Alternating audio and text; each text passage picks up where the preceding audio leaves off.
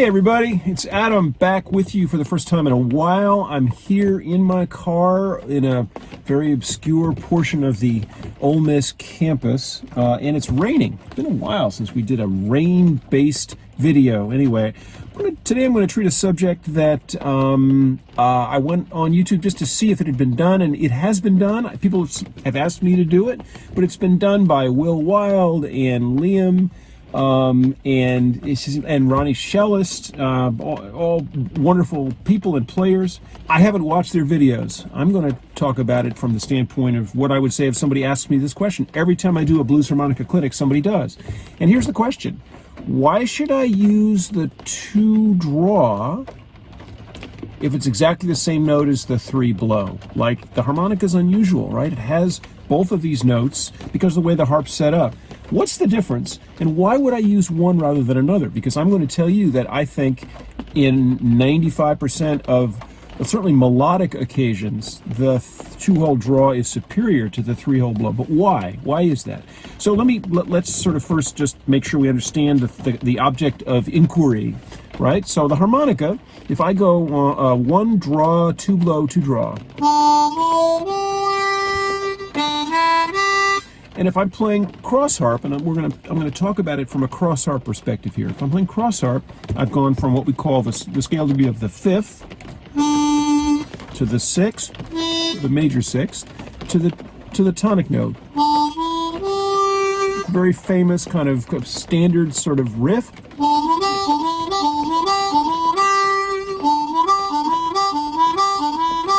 Now, if I wanted to, instead of the 2-draw, I could go 1 draw, 2 blow, 3 blow.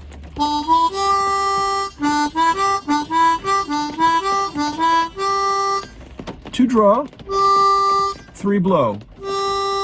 Exactly the same note. On this C harp, they're both G's. They're both the root. So why is one better than the other?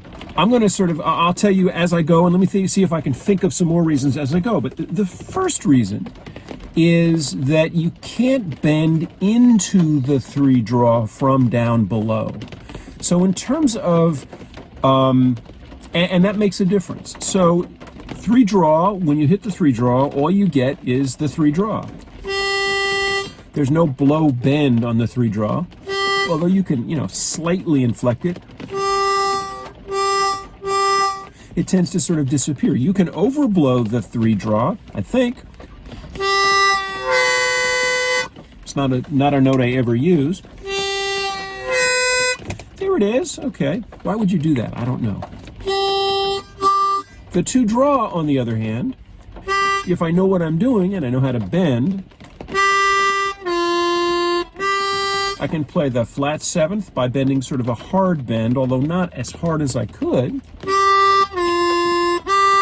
So right away, there's more things I can do with the note, right, than the 3-blow. Now, the 2-draw, of course, I can bend a whole step, or I can bend a half step. That's a whole step. A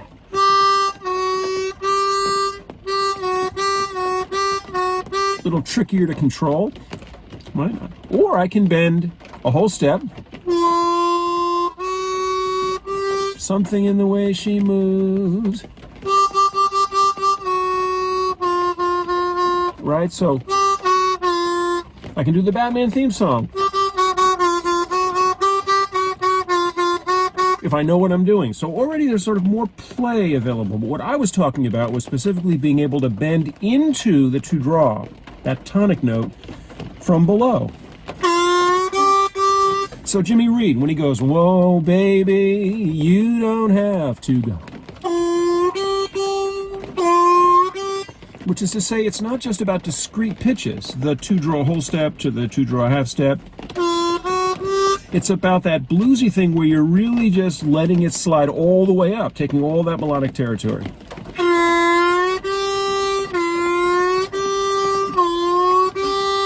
The 3-hole blow, you can change the shape of your mouth. It's not nearly as interesting. There's not nearly the same melodic territory. That's reason number 1, which is all the stuff that you can do with the bent notes below and the way that you can use them to scoop up and in. Second reason, and it was interesting, Michael Rubin had a really interesting, he made a really good point. He said, 2-hole vibrato versus 3-hole, 2-draw vibrato versus 3-blow tremolo. I think that's what I saw. And he's exactly right. Which is to say, the 2-draw, I tend to talk about vibrato on both notes, but he's right that I think it's tremolo on the 3-blow. So vibrato, let me show you what I mean. So well, vibrato is a way that you add a kind of flutter to the pitch by actually changing the pitch. So you add the flutter to that 2-draw by actually varying the pitch. And I can show you in an extreme way, Howlin' Wolf, by pulling his tongue back in his mouth.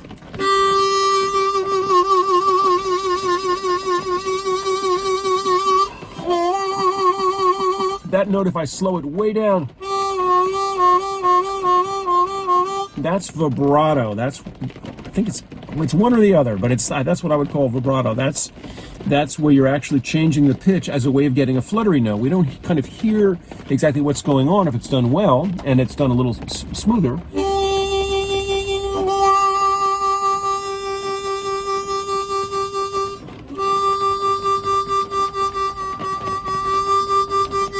Tremolo is when you vary the intensity of the air. See, that's the thing is, I think my vibrato actually is more tremolo. And that's what you do on the 3-blow. In other words, you can't actually get anything involving a bend. You can't do the deep Howlin' Wolf sound. But you can go puff, puff, puff. So do you prefer or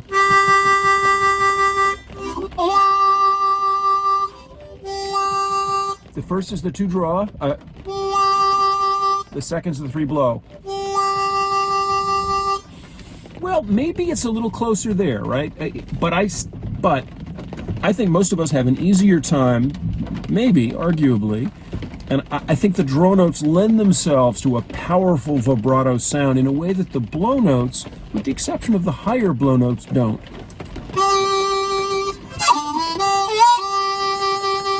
Now, all the licks that I might do that move back and forth with sort of centered on the 2-draw, none of them quite work the same way on the 3-blow.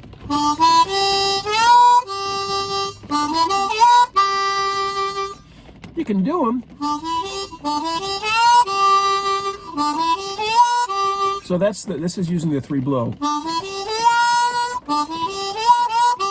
And I would go,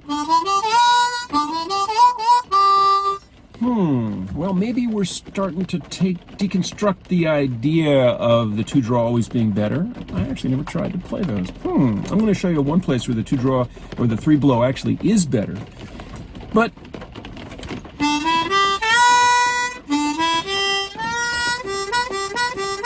you know, here's like reason 2.5. It just sounds kind of dorky to go as opposed to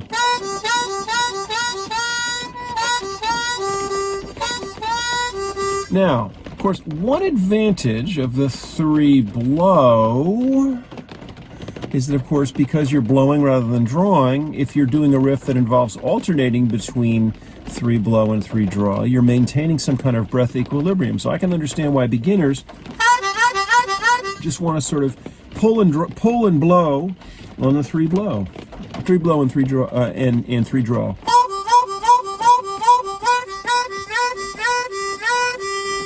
Remember, though, if you want to sustain that note, you're going to want that 2-draw. Now, let's talk about some other slightly more esoteric reasons why the 2-draw is better than the 3-blow. One is that if you use my method of articulating the 2-draw, which is to move, it's my equivalent, my lip pursing equivalent to the tongue blockers. So that's tongue block 2-draw, but I'm tongue blocking the 1 down below. It's a separate lesson. I can do that lip pursing, but the way that I do it is I alternate between 2-draw and 1-2-3-draw. And then I blow out on the 1-2-3 chord.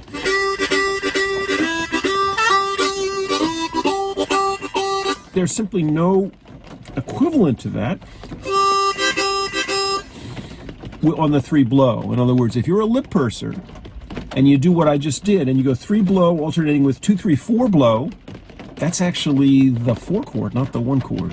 Does that make sense? So it's not for tonic. It's the tonic note, but the tonic note's embraced in basically the 4 chord, the subdominant chord, not the tonic chord.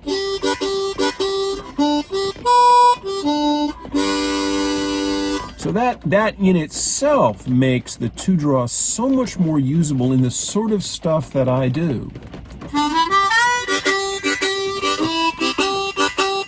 I would challenge anybody listening to this video to do just what I did, lip pursed, and make sounds anything like that using the 3-blow instead of the 2-draw. I didn't use the, except when I blow out on the chord, the 3-blow is in there. But otherwise, it's all 2-draw. So just prove to me that you can do this with 3-blow. You can't.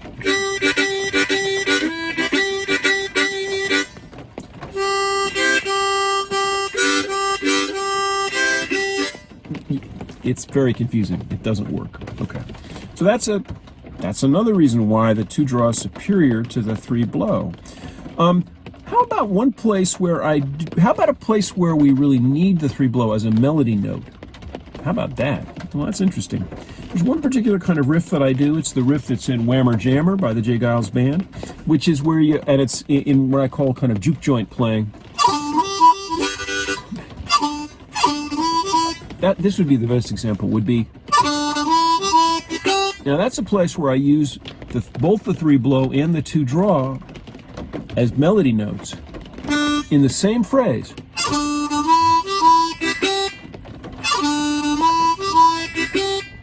You have to look up that lesson, juke joint playing. I did it not far from here, actually, surrounded by porta potties. So what am I doing? So I'm not going to teach you this. I'm just going to say that what I'm doing is that's what I call a kind of side-to-side juke thing. One draw, 2-blow, 3-blow, 2-blow. So when you want that 2-blow, 3-blow, 2-blow in a melodic context, here's a really cool place. I learned this from Charlie Musselwhite, a record of his called Memphis, Tennessee, and he did Willow Weep for Me. I should teach this song at some point. It's wonderful. This got me hooked on his ability to find pop songs, find non-blues or bluesy non-blues.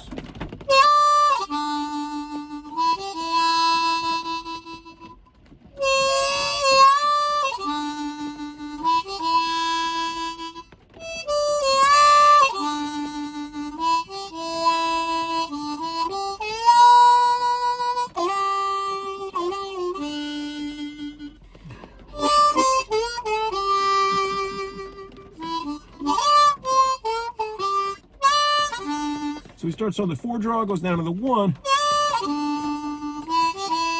and he goes 2-blow, 3-blow, 2-blow. I'm sure he's doing that. I swear he's doing that. That's how I did it. It just felt like the right way to do it. Instead of going in and out on the 2-draw, 2-blow, 2-draw. Isn't that funny? I don't know for sure that that's what he was doing, but that's the way it felt natural to do it. So that would be a place where you're using the 3-blow as a kind of passing tone. But what I'm not doing is I'm not holding the 3-blow, and I think that's actually a really relevant difference. Whereas the 2-blow is the one that you would hold. So I think it's fine to use the 3-blow as a passing tone or as a sort of chord tone. And here's a kind of song, Sonny Terry. I'm not particularly good at Sonny Terry's stuff.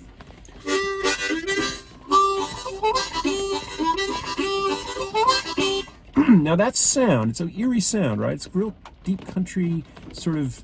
When I say deep country, I mean kind of like North Carolina tobacco land kind of.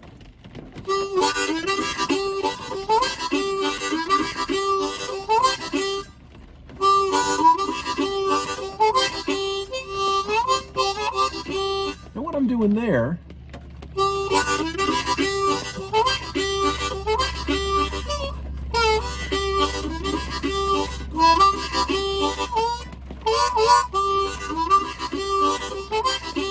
What I'm doing is I'm going back and forth. It's actually something I've never taught in the 15 years I've been doing this on YouTube. I don't think I have. It's a really strange riff. So it's the 3 blow, then the 3 draw whole step bend. Then I'm blowing out with my lips off the harp on the 2, 3, 4. Back to the 2 draw.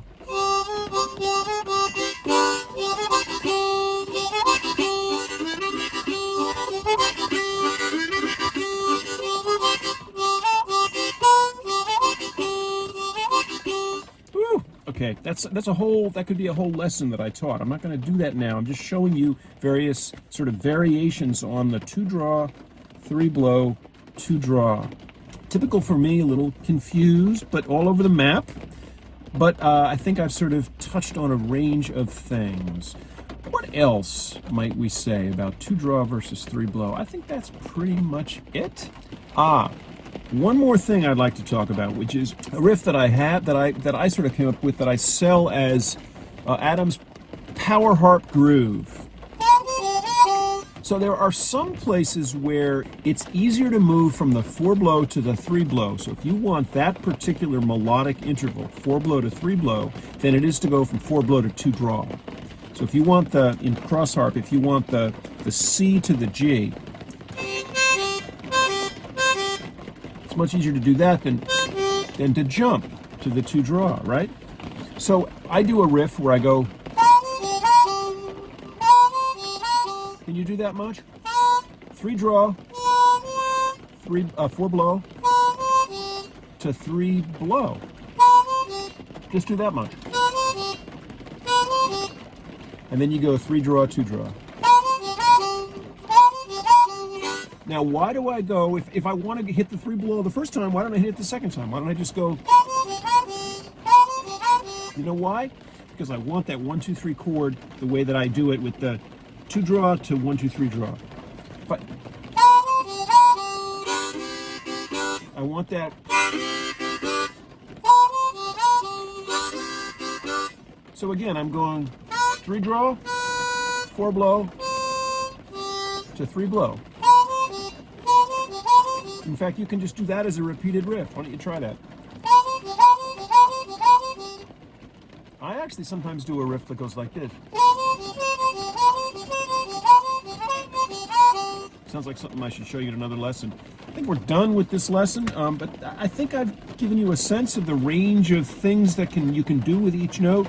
But let's come back to 1 basic thing. 2 basic reasons. 3 basic reasons. Number 1, it sounds, on the 2 draw you can bend into it from down below, because you can bend the 2 draw down a whole step, or as much as a whole step, and then release up into the 2 draw, into that tonic note. 3 draw you can't, 3 blow you can't do that. It's number 1. Number 2, vibrato sounds better. It's deeper, it's fuller, it's richer on the 2 draw than it is on the 3 blow. And number 3, you can't do that like single note to little mini chord to single note in the same direction if you start on that 3 blow. So, number 1, sounds better than, there's no bent note there. Number 2, to me sounds better than, and number 3,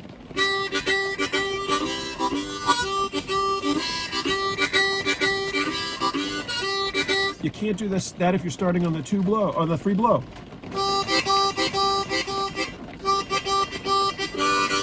It just gets all confused. That's it. I'm out of here. Bye. See you down the road.